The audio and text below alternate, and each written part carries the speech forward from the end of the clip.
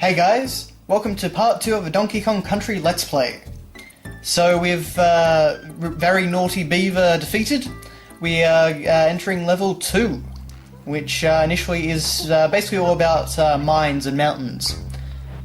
So we're now on Winky's Walkway. And Winky is actually the next animal buddy that we're about to meet. So you actually have to be a little bit clever to get up there, but once you do, you get access to Winky. And Winky is this frog, and basically, she, I think, can jump very high. She's got a bit of a weird movement system because she always hops rather than actually takes a step, and so that can feel a bit strange. But she is very, very useful. Sadly though, she doesn't appear quite as often as some of the others. But anyway. So, as I was actually saying before part 1 ended, the bosses in this game really aren't much. With the exception of the last boss, the bosses are very, very lackluster in this game. They're very easy, very quick, and basically they're just souped up versions of normal enemies from the regular levels, like you just saw with the first boss. And they also get reused. That beaver is going to actually reappear as an end boss, not too far later in the game. So, that's one of the big detriments of this game, and one of the big improvements in the sequel Donkey Kong Country 2. But never mind that, we're now onto a minecart level. And this is a big staple of Donkey Kong Country games. Everyone knows the minecart levels. And, they were definitely raised to greater prominence in later Donkey Kong installments. But like in Donkey Kong Country 1, there are actually only 2 of these levels. And they both actually feature different mechanics, so they play with the cart in different ways. But this is what most people think of, being in level 2 and being so early on in the game. And I've got to say, it really is a lot of fun. It's kind of stressful. Because you've really got to look at the right-hand side of the screen and time your jumps perfectly. But once you get a hang of it, it is quite fun to just run through. And it's definitely one of the more high-octane levels. For a game that's fairly relaxed and atmospheric, this is definitely one of the more hectic and exciting levels. But I do actually remember playing at a friend's birthday party a long time ago. Basically, he and I and some other kids, we decided that we would try and play through Donkey Kong Country. And for whatever reason, I actually have a very vivid memory of us playing this particular level. And I think that's because actually I was one playing this particular level. I think we were doing like a round-robin system. There would have been like 6 kids or something there. But I can't remember if I ended up being the one to beat it or not, but it really sticks out in my mind for a bit. Unfortunately, that party Let's Play ended in World 3, and I'll talk about that when we get to World 3. But right now we can focus on much happier things. If you cannot already tell, World 3 is not a favourite of mine. Okay, so now we're actually introduced to another new mechanic, and that's pushable tyres. And these are usually used for an optional mechanic. It's very rare that they actually get used for anything mandatory, and when they do, it's usually pretty annoying. Now I'm dead. Now, just to stress with deaths, I actually haven't done it here just because I want to leave the first death in, but basically, I'm going to be cutting to the same point in the level where I died, so that we basically don't have any filler or, anything like that. It's just kind of jumping to the next thing. So, hopefully that will move the Let's Play on a little bit. As I say, it should be 10 parts, like I said in part 1. But, anyway, so, we've just rescued Donkey Kong, of course, and we've got some of these very annoying wasp enemies.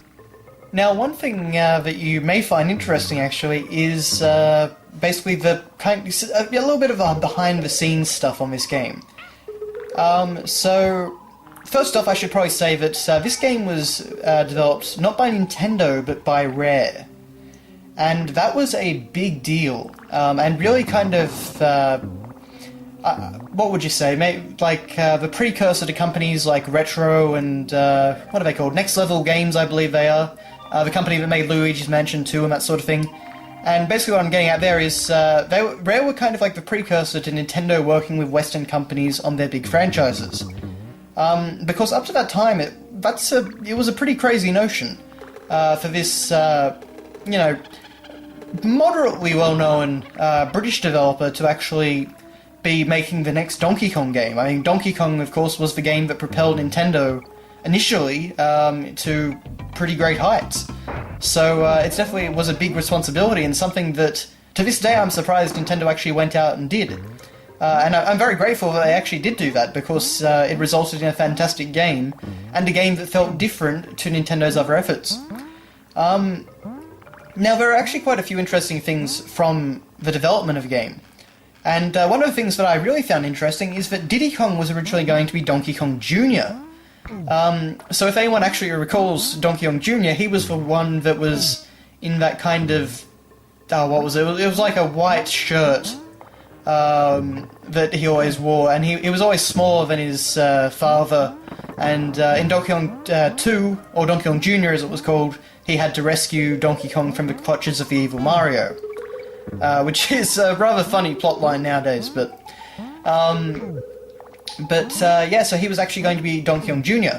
Except what they did is that they designed the look of Diddy Kong and said that was going to be the new Donkey Kong Jr.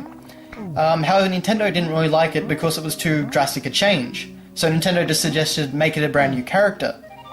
And I don't know if this is true or not, but from what I understand, that's kind of where the idea came from about making him making this Donkey Kong into a brand new Donkey Kong, rather than actually having him as being the old arcade Donkey Kong. Because obviously, if Diddy Kong was Donkey Kong Jr., the son of the original Donkey Kong, then that would make, you'd think anyway, the main Donkey Kong that we're playing as the one from the arcade game, the father. Of course, in the end, they changed it completely. They ended up creating this huge Kong family tree. Cranky Kong is the original Donkey Kong from the arcade game. Our Donkey Kong right here is his grandson. No mention of what happened to Donkey Kong Jr. And Diddy Kong is Donkey Kong's nephew. So then you've got the other Kongs, which are just kind of part of the same tribe. So they've ended up creating quite a backstory for all this, and it's not really fleshed out, but it's a fun little thing anyway. When you think of the original arcade game and Donkey Kong Jr. after that.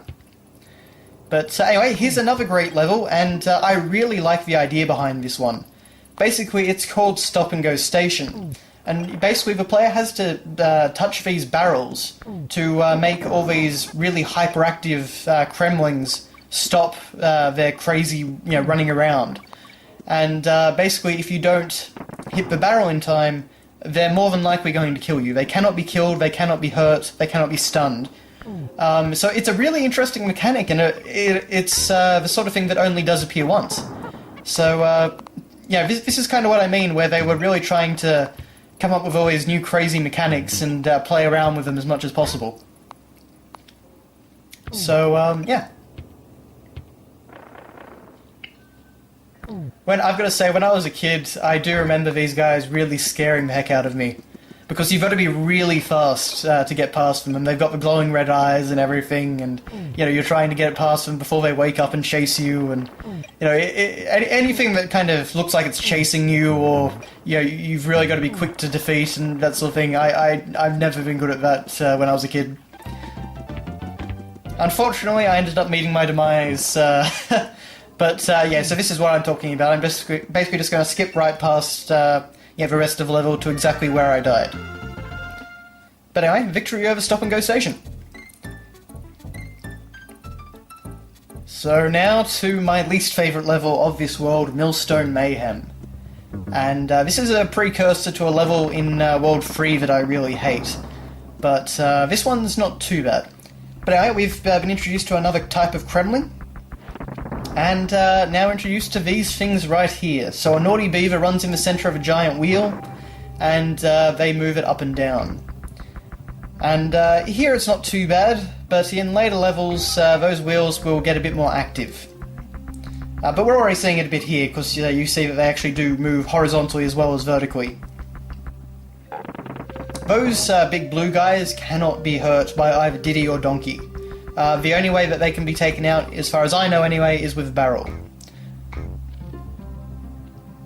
One of the things that I will say about Donkey Kong Country is that it probably doesn't feel quite as tight as something like Mario World or anything like that. It definitely feels very tight, it's very easy to control, and it definitely, you're the one screwing up. But it's just, there's always something about it that makes it not quite as precise as something like Mario. I think the controls were definitely improved a little bit in Donkey Kong Country 2. But anyway, it's not really a big deal. Actually, that's one part I really do hate, is that because, you see, normally if you were above a snake or an enemy like that and you actually kind of stepped on them, it would count as like a jump. But because of the slope physics, it doesn't really do it. Yeah, it doesn't really get that. It just assumes that you have just walked into them as if you were just completely horizontal. So that's kind of annoying. The collision detection does have a few stupid moments in this game as well. It's definitely not perfect, but it's pretty damn good. But one thing that I actually haven't elaborated on is the Kong letters that you would have seen me collecting. And basically all these do is, there are 4 of them in a level, they spell out Kong, and if you can find them all, you get an extra life. So there's Cranky, of course, saying, bet you won't get much further than this. As usual, he's got to be negative about the whole situation.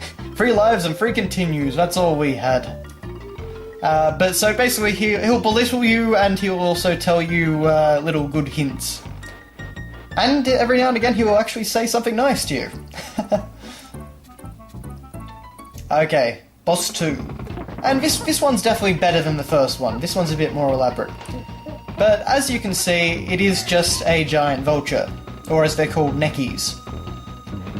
It's not, it's like a brand new concept or anything like that. But it's not too bad a fight. The only problem is, as I say, this is actually another one that, just like Naughty Beaver, that does get recycled later in the game. So I don't know really what happened with the boss design in this game. I guess they just, I don't know, were focusing so much on the levels that the bosses were just extra. But anyway, that brings us to the end of part 2, so thanks a lot for watching, guys, and I'll see you in part 3.